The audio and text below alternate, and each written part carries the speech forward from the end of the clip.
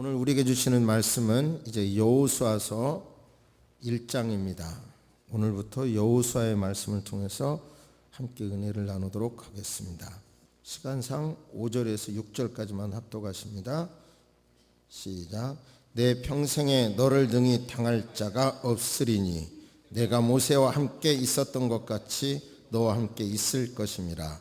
내가 너를 떠나지 아니하며 버리지 아니하리니 강하고 담대하라. 너는 내가 그들의 조상에게 맹세하여 그들에게 주리라 한 땅을 이 백성에게 차지하게 하라 하리라. 아멘. 하나님께는 뜻이 있습니다. 그 뜻은 우리는 흔히 쓰는 말로 예정이라는 단어로 쓰는데, 하나님의 예정에는 절대 예정이 있고 허용 예정이 있어요. 그래서 허용 예정은 하나님의 뜻이어도 인간이 노력해야 내 것이 되는 겁니다. 하나님의 예정이라고 그래서 무조건 아무 노력하지 않는다고 해서 하나님 뜻대로 된다, 그게 아니에요. 노력할 건 노력해야 되는 거예요. 스펄전 목사님 목회 이야기인데요, 어느 성도님이 병원에서 약을 안 먹는 거예요. 의사가 처방을 해도. 그때 목사님이 신방을 갔어요. 왜 약을 안 드십니까?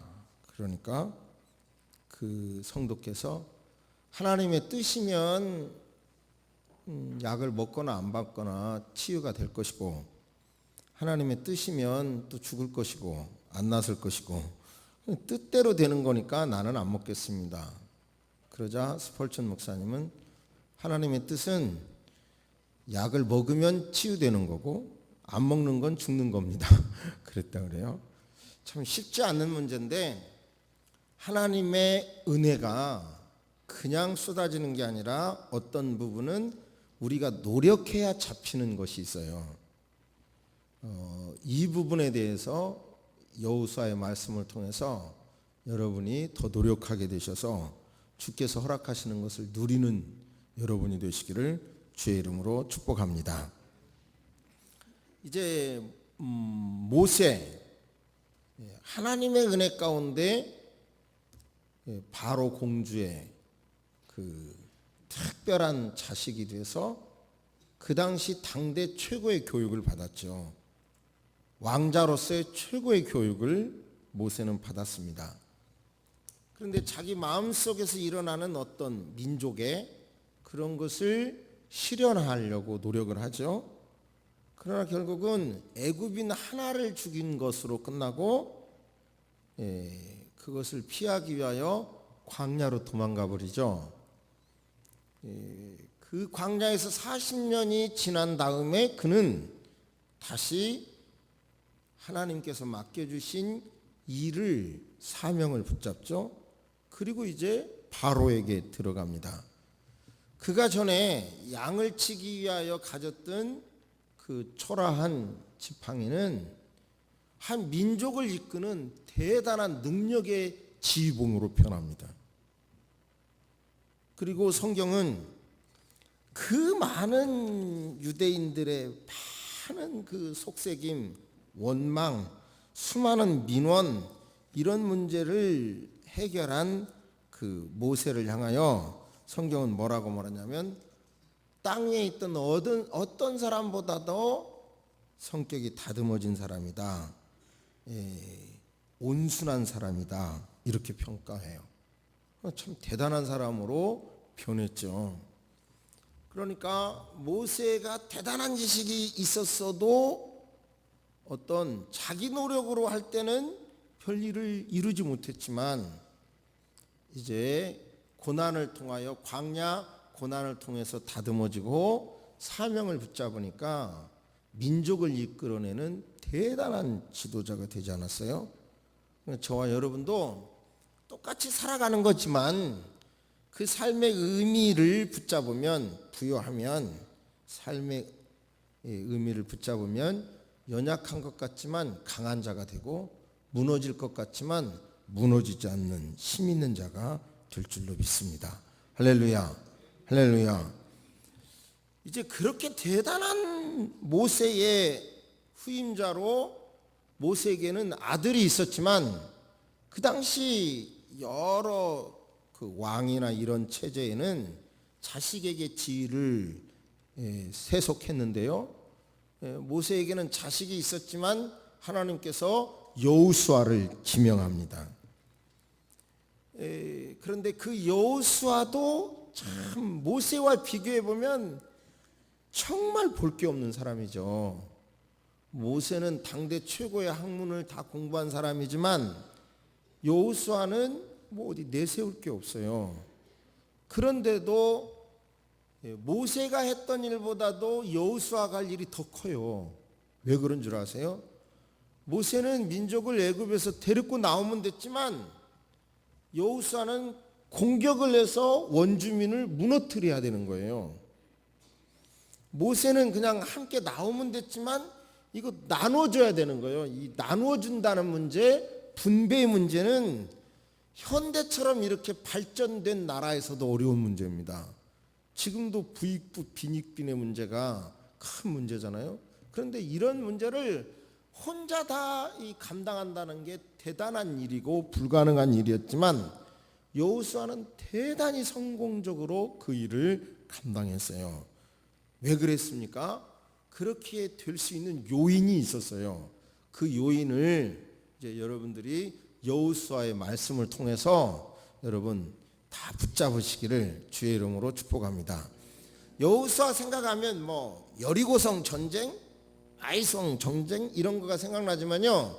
사실은 하나님의 언약의 땅, 하나님이 주시는 땅, 가나안 땅에 들어가서 하나님과 재계약을 하는 것이, 새로 언약을 맺는 것이 여호수아의 핵심이에요.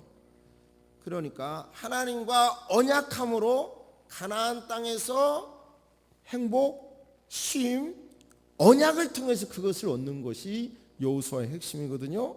여러분 모두 다 여러분에게 허락해 주신 하나님의 은혜를 여호수아의 말씀을 통해서 새로운 각도로 다 뭘 노력해야 할 것인지 다 그것을 깨달으시게 되기를 주의 이름으로 축복합니다. 사도행전 말씀을 통해서 저는 신앙과 삶의 이 괴리 현상을 어떻게 극복하지? 그러다가 수년 동안 노력을 했던 그런 생각들을 간단하게 정리해서 임마누엘 동행기라는 프로그램을 만들었고, 제가 확신하는 것은 이것을 실천해 간다면 성도 여러분의 신앙이 대단히 업될 것이고요. 한국 교회에 새로운 희망을 저는 줄 거라고 저는 확신하고요. 또 사도행전을 통해서 더 많이 기도해야 되겠다는 뜨거운 각성이 있었고, 그 각성을 통해서 이제 예배마다 더 많은 기도를 하려고 하는 노력을 하게 됐는데, 여호수아 말씀을 통해서 또 여러분에게 허락해 주신 것들을 누리지 못하고 있는 부분들을 누리게 되는, 그러기 위하여 노력하게 되는 계기가 될 줄로 믿습니다. 기대하시기를 바랍니다. 오늘 일단 본문 1장을 통해서 주시는 음성을 기대하시기를 바랍니다. 잠시 생각해 보십니다.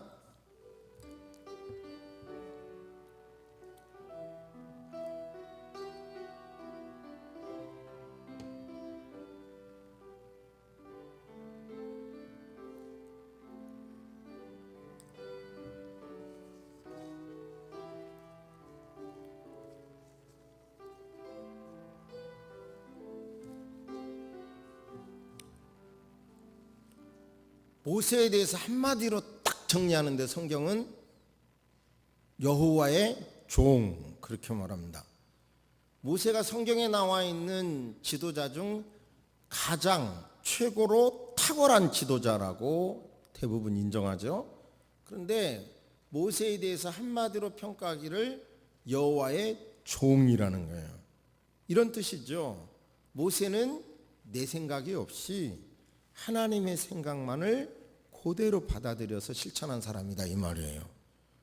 그러니까 저와 여러분도 우리가 강해지기 위해서는 사실은 더 많이 배워야 되는 것도 아니고요. 더 많이 뭘 해야 되는 게 아니라 내 생각을 내려놓고 하나님의 뜻이 무엇인가를 묻고 그것을 받아들이는 것이라고 저는 믿습니다. 그것의 진짜 이 말의 의미를 여러분 각자 깨닫게 되기를 바랍니다. 그래 이제 하나님께서는 후계자로 여호수아를 지명했는데 이제 여호수아가 할 일이 태산 같단 말이에요. 요단은 건너야 되고 가나안 땅은 허락해 주시는 땅은 빈 땅이 아니라 원주민들이 쫙 깔려 살고 있고 그리고 또 다 이 분배 과정도 이해가 엇갈리기 때문에 만만치 않는 문제입니다. 하나님께서는 여호수아를 그 많은 일을 맡기면서 하나님께서 하신 말씀이 뭐냐면 요단을 건너 내가 그들 곧 이스라엘 자손에게 주는 그 땅으로 들어가라. 모세에게 말한 바와 같이 너희 발바닥으로 밟는 곳은 모두 내가 너희에게 주었다. 아직 현실은 안 주어졌는데 주었다라고 하나님이 말씀해요. 그 땅을 쭉 말씀을 하는데요. 자세히 제가 분석을 해보니까 여호수아 때 점령한 땅이 이만큼이라면 그 시간이 지난 다음에 다윗과 솔로몬 때 정복한 땅이 훨씬 넓어요. 이 훨씬 넓은 땅까지 주신다고 한 거예요. 하나님께서는 이 땅을 내가 너에게 주었다. 주었는데 네가 해야 할 조건이 있다. 그것은 뭐냐면 마음을 강하게 하고 담대하게 하라. 좌로나 우로나 치우치지 말아라. 마음을 극히 담대히 하라. 그리고 너는 그 땅을 네 발바닥으로 밟아라. 그리고 율법책을 주야로 묵상하라 이 말입니다. 그러니까 이 땅을 너에게 아브라함에게 약속한 대로 그 땅을 너에게 준다. 아니 주었다. 그런데 네가 해야 할 일은 마음을 강하게 해야 된다. 두려워하면 안 된다. 좌로나 우로나 치우치면 안 된다. 율법을 주야로 묵상해야 되고 네 발바닥으로 밟아야 된다. 그렇게 말씀하고 있어요. 실제적으로 여호수아는 그 원주민들과 싸움에 있어서 31명의 왕과 싸우더라고요. 그러니까 그냥 하나님이 허락한 땅이 거저 펑 이렇게 오는 게 아니라 바로 내가 노력을 해야 되는 거죠.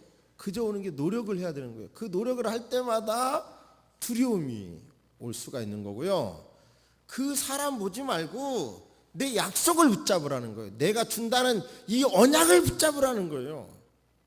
그리고 나와의 이 언약을 맺기 위하여 하나님께서 정해진 그 장소까지 가기 위하여 여리고를 넘어야 된다면, 아이를 넘어야 된다면 그거 다 내가 해결해 줄 테니 네가 해야 할 일은 나만 바라보라 이거죠. 네 마음을 너는 다스려야 된다는 거죠. 마음이 좌로 우로 흔들리면 안 된다는 거고, 원수를 볼 때, 문제를 볼 때 좌우 흔들리면 안 되고, 문제는 문제라 하더라도 강하고 담대한 마음을 지키라고 말씀하고 있는 겁니다. 이 말씀은 저와 여러분에게도 지금도 똑같이 주신 말씀이라고 믿습니다. 이 말씀을 딱 받은 다음에요, 여호수아는 10절에 보면 이에 여호수아가 그 백성의 관리들에게 명령합니다. 뭐라고 명령하냐면 양식을 준비하라.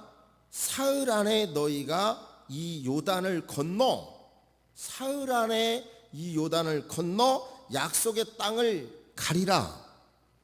여기서요 갑자기 이 생각이 들어요.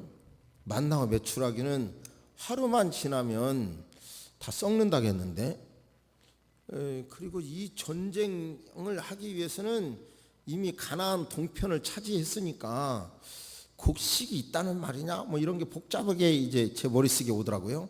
어쨌든 하나님께서 허락하신 저 전쟁터를 가기 위해서는 사흘 동안, 사흘 안에 넘어갈 거니까 이제 양식을 준비하라고 하셨고, 그 준비하는데 노력하는 것은 설령 만나라 하더라도 썩지 않도록 하나님께서 지켜주신다는 말씀이죠. 자 보세요. 이렇게 나라가 요단강이 흐르고 한쪽이 동쪽이고 그 다음에 요단 건너를 서쪽인데, 동쪽은 이미 점령을 했어요. 르우벤 지파, 갓 지파, 므낫세 지파의 절반은 그 땅을 동쪽을 차지하라는 거예요. 이제 하나님으로부터 명령을 받은 여호수아는 지도자들에게 사흘 안에 요단을 건넌다라고 선포하고, 그 다음에 구체적으로 요단 동편에 있는 이 사람들에게는, 자, 당신들은 가족과 재산은 여기 남겨두세요. 그리고 용사들은 다 나와서 서쪽 전쟁의 맨 앞에서 가장 강렬한 위험 지역에서 싸워줘야 합니다. 이렇게 말을 해요. 그러자 그 사람들은, 예, 누구든지 당신의 명령을 거역하며 당신의 말씀을 순종하지 아니하는 자는 죽임을 당하리니 오직 강하고 담대하소서, 이렇게 순종해요, 그 사람들이. 자, 보세요. 여호수아가 자기 자신이 아직은 모세에 비해서 연소하지만 하나님이 주신 말씀을 약속으로 탁 붙잡으니까 사흘 아래 떠난다, 양식 준비하세요. 그리고 이 두 지파 반, 이 사람들은 남기고 거기에 용사들은 전장터에 앞장서세요, 이렇게 탁 명령하잖아요. 그러니까 그 강력한 언약에 붙잡아 외치는 그 메시지를 다 순종한단 말이죠.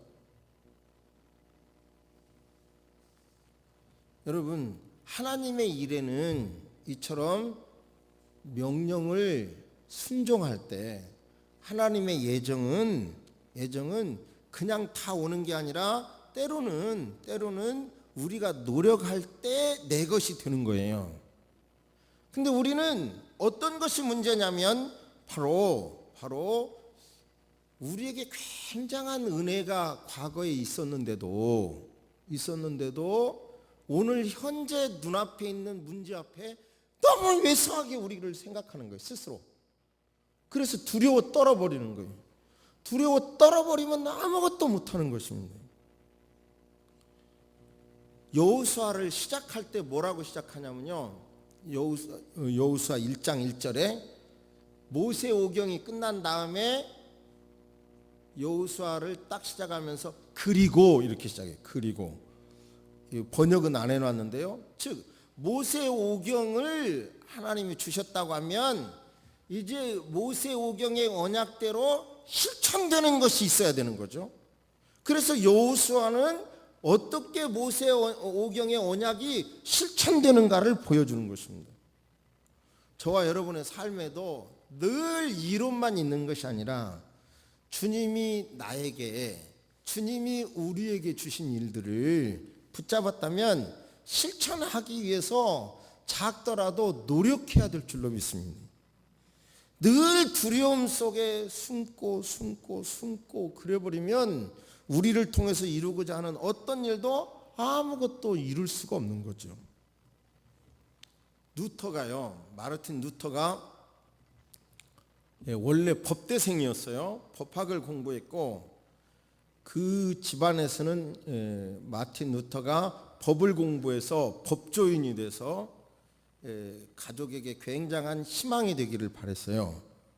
그랬는데 친구하고 지나가다가 갑자기 친구가 벼락 맞아 죽었대요. 이것이 굉장한 두려움이 있었고 그 두려운 문제를 루터는 해결하기 위하여 수도사가 됐다는 일화가 있습니다. 우리 모두 다 나름대로 다 보면 어찌 보면 열등감이 있죠. 어찌 보면 받은 은혜도 많은데 또 다른 각도로 보면 너무 많은 열등감도 있고 유기의 요소가 있죠. 그래서 지난 두 번에 아포리아라는 단어까지도 소개했는데요. 결국은 여러분요, 이 위기의 상황, 무한대로 발전할 수 있는 세상, 다른 말로 말하면 무한대로 누군가가 전락할 수 있는 세상이에요. 지금 우리가 살고 있는 이 세상은. 그렇기 때문에 우리는 또 나이가 들어갈수록 한 번만 실수하면 이제는 끝장이다라고 하는 위기도 있고요. 그래서 나름대로 우리는 굉장히 조심스럽게 되고 위축될 수 있는데, 아무 것이라도 일을 저지르라고 하는 뜻이 아니라, 여러분, 우리는 영적인 영역, 정신적인 영역, 육체적인 영역에서 그냥 멈추는 것이 아니라 앞으로 나아가야 돼요. 여러분, 나가려고 할 때 두려움이 있을지라도, 나가려고 하면 또 게으름이 저와 여러분을 붙잡는다 할지라도 멈추지 마시고 앞으로 나아가시기를 주의 이름으로 축복합니다. 할렐루야. 그냥 요단을 건너지 않고요, 광야에 그냥 있으면 그냥 그 자체로 죽어요. 두려워도 따지고 보면 요단을 건너야 하고, 두려워도 가나안 원주민을 싸워서 몰아내야 내 것이 되는 거지, 그냥 그 자리에 있으면 안 돼요. 모든 영역에서 여러분에게 주신 하나님의 음성을 들으시기를 주의 이름으로 축복합니다. 할렐루야. 자, 오늘 이 말씀을 생각하시면서 나는 과연 내 영적으로, 정신적으로, 육체적으로 이대로 있어서는 안 되는구나. 뭘 노력해야 되겠는가? 하나님은 이미 주셨는데 내가 노력 안에서 못 받고 있는 것은 무엇일까? 이런 걸 한번 생각해 보시기를 바랍니다.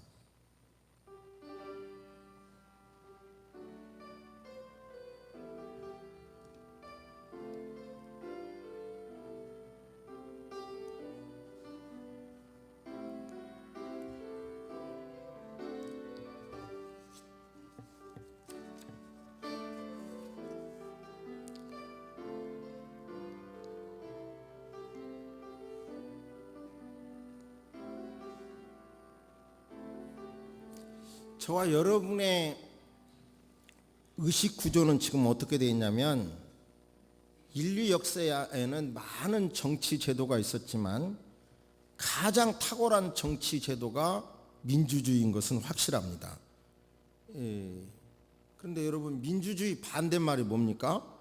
공산주의라고 생각하면 무식한 소리예요. 민주주의 반대말은 권위주의예요. 독재주의. 그리고 자본주의 반대말은 공산주의, 사회주의, 그렇게 해야 옳을 거예요. 그런데 문제는 우리는 그 민주주의란 다수 속에 하나님의 뜻이 있다, 이렇게 생각하는 건데요. 그런데 다수 속에는 하나님의 뜻이 없을 수도 있어요. 민주주의가 좋은 제도인 거는 사실이지만, 인간의 문명은 하나님의 뜻을 거절하는 일이 아주 두드러지는 겁니다.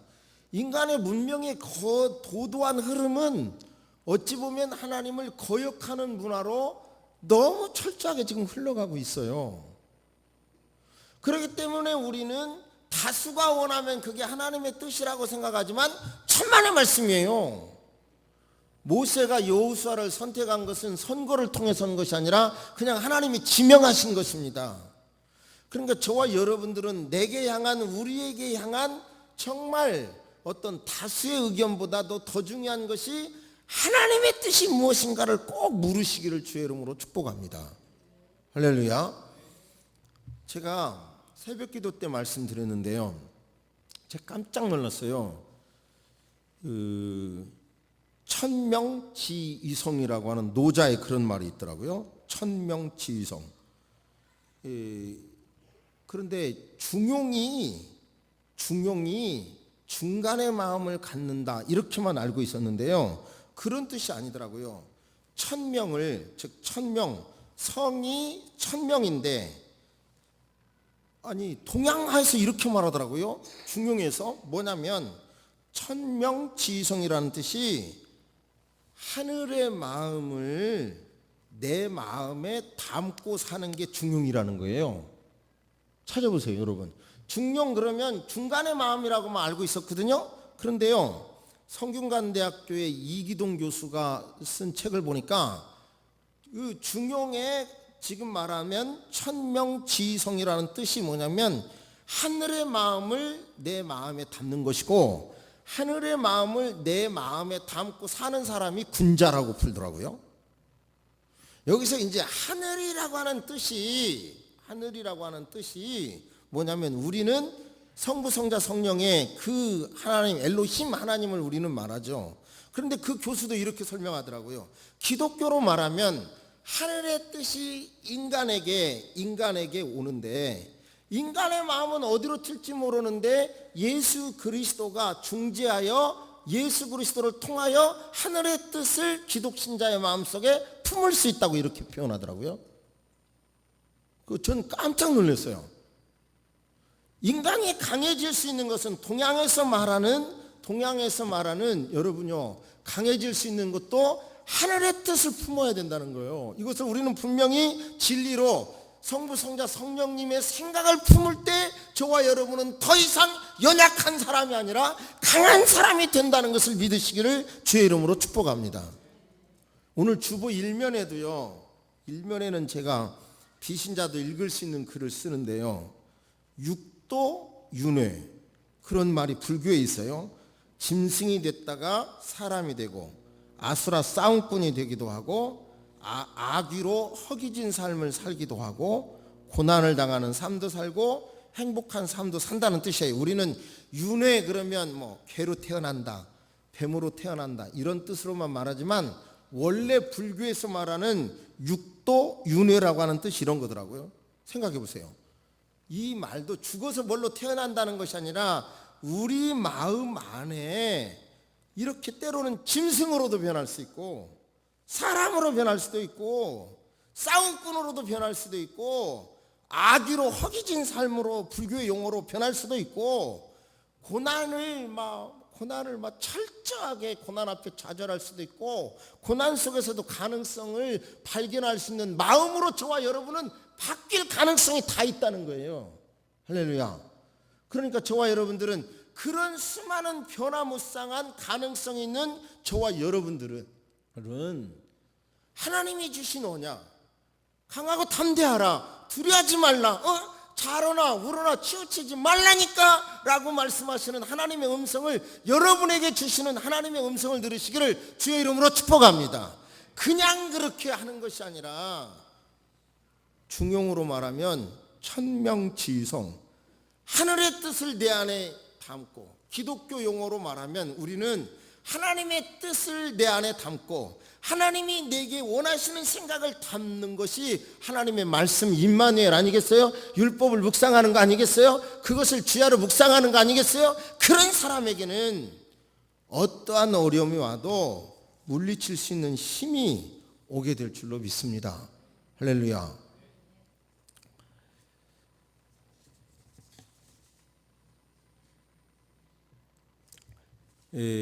다크호스라는 말 들어보셨습니까? 이게 검은 말 그런 뜻이기도 하죠. 근데 그 원래 뜻이 이렇게 경마에서 숨겨놓은 어떤 비장의 카드, 예상하지 않았던 말이 마지막 부분에 가서 확 튀어나와서 승리하게 해준다. 그런 뜻으로 쓰이더라고요. 여러분, 우리 마음속에서도 그래, 맞아. 이름이 이 자리에 앉아 계신 분 중에서도 이름이 없더라도, 안 알려졌다 하더라도, 별로 남 보기에는 믿음이 없다 하더라도, 맞아. 내가 강하고 담대해야지. 내 나이가 몇 개든, 내가 어떤 현장에서 있든, 어떤 상황에 처해 있든 주님이 나와 함께 하셔 라고 하는 믿음을 가진다면 그 사람이 우리 시대의 다크호스가 되리라 믿습니다. 하나님은 지금도 그 사람을 찾고 있다고 믿습니다. 그 사람이 되시기를 주의 이름으로 축복합니다. 여러분, 하나님의 마음을 담으면 아무리 연약한 사람이라도 담대해 줄 수 있고요, 그 사람의 마음속에 세상 사람들이 그렇게 찾고 있는 행복이 그 속에 있어요. 그것을 발견하게 될 줄로 믿습니다. 마지막으로 한 가지 이야기만 하고 말씀을 드립니다. 마치겠습니다. 네덜란드 사람인데 유명한 2차 세계대전 이후에 굉장히 많은 기독교 신앙에 영향력을 미쳤던 고리텐붐이라는 여사가 있습니다. 그런데 네덜란드 사람인데 유대인을 숨겨주었다는 죄로 이제 포로 수용소에서 갇혀서요 죽을 고생을 합니다. 갇혀있던 중에 가족이 죽기까지 합니다. 한 번은 독방에 갇혔는데요, 독방에 가보니까 습기가 있고 독방의 바닥에 물이 고일 정도예요. 물이 흐를 정도로. 그런데 그 옆방에서 들리는 비명의 소리, 고문으로 인하여 사선을 넘는 고막이 찢어지는 듯한 그런 비명의 소리가 들리는 거예요. 그 환경이며 그 소리며 독방의 외로움이며 이런 것에 견디던 여사는 주님께 기도합니다. 주님, 견딜 수 없네요. 주님, 견딜 수 있는 믿음이 내게 없습니다. 그렇게 기도하고 좌절하고 있을 때 바로 물 옆으로 개미가 다가오다가 물이 있는 걸 발견하고요. 얼른 벽으로 올라가서 구멍 속에 딱 숨는 걸 봤대요. 그때 세미한 주의 음성이 들리기를, 고리템부마, 저 개미를 보아라. 바닥에 물을 발견하고 숨을 곳을 찾아서 숨지 않느냐. 너의 약한 믿음을 보지 말고 바로 나 하나님이 피난처이라는 것을 믿고 저 개미같이 너도 나에게 숨으면 된다. 여러분, 무서운 현실 앞에, 때로는 두려운 현실 앞에 노력에도 해답이 안 보이는 현실이 있다고 한다면 주님께 숨으시기를 주의 이름으로 축복합니다. 우리는 지킬 만한 것보다 우리의 마음을 지켜야 돼요. 이유는 생명의 근원이 그곳에서 나오기 때문입니다. 제가 마음이 얼마나 귀중한가 오늘 아침에 또 한 번 깨달았어요. 제가 아침밥을 먹는데 제가 어제부터 노래를 불렀거든요. 아무래도 내가 이 봄에 나온 쑥과 봄에 나온 홍합을 먹으면 기력이 회복될 것 같다고 이상하게 갑자기 그랬어요. 그랬는데 그 홍합국은 어제부터 그렇게 말했는데 등장하지 않았고 오늘 아침에도 등장하지 않았어요. 근데 밥이 나왔는데 어머니가 주셨는데 찬밥인 거예요. 그래서 짜증이 나더라고요. 주일날 한번 주는 걸 찬밥까지 주시나? 그래 나중에 알고 봤더니 밥통 조작을 잘못해가지고 그렇게 됐다고 하시더라고요.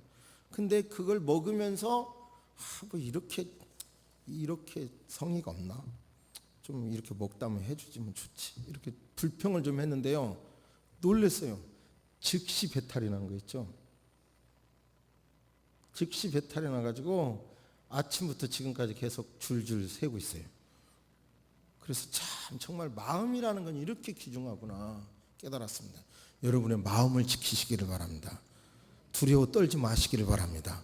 어떠한 상황 속에서라도 여러분의 마음을 강하고 담대하게 좌로나 흔들리지 않고 그렇게 지키시기를 주의 이름으로 축복합니다.